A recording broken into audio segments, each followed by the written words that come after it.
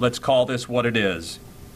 This is about using wealth, status, and secrecy to illegally exploit children. We're continuing our coverage of that breaking news. Jared Fogle has agreed to plead guilty to having sex with a minor and possessing child pornography. The now fired Subway spokesperson was in federal court this morning. Prosecutors say Fogle paid for sex from underage girls and had tens of thousands of images of child porn. 14 total victims, including 12 in Indiana. This case now shines a light on charities and how to make sure you know where your money is going. RTV6's Jason Fechner is live in the newsroom with more. Jason. Todd and Erica, Fogle started that foundation back in 2004. Its stated mission to fight childhood obesity. But knowing whether any donations to it went to anything illegal or how much truly could end up being anyone's guess. And that should serve as a warning to everyone.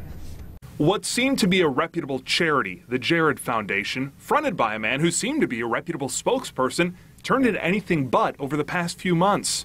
First, the head of the Jared Foundation since 2007, 43-year-old Russell Taylor, arrested in April on several charges tied to child porn. And Wednesday, Jared himself taking a plea deal that will land him behind bars for years.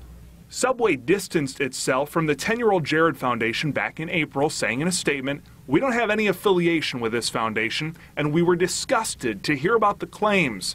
We're glad Jared took quick action to sever all ties with Mr. Taylor." But the state of Indiana had actually severed all ties with the Jared Foundation 3 years ago, dissolving its business registration after the foundation failed to re-up years before. And while it still was operating as a tax-free 501c3 charity in Uncle Sam's eyes, just because you're a 501c, that does not guarantee that that charity is spending all of their money or most of their money towards the mission. So that's just a IRS designation. The Better Business Bureau's Tim Maniscalco says, barring any verified documentation, what a charity or foundation does with any money on hand, the Jared Foundation was still raising cash recently. Could be anyone's guess, depending on the group. A lot of people can start a charity, and you really don't have to have anything or do anything to be a charity. So you don't know if that charity is a 501c3 registered charity with the IRS. You don't know, what kind of reporting they have. As for anyone who donated, getting money back. No, you're not going to be able to get your money back. It's, you've given it, and that's pretty much it. So always be certain to check out a charity. It's free to the public. Go to give.org and you can check out a charity.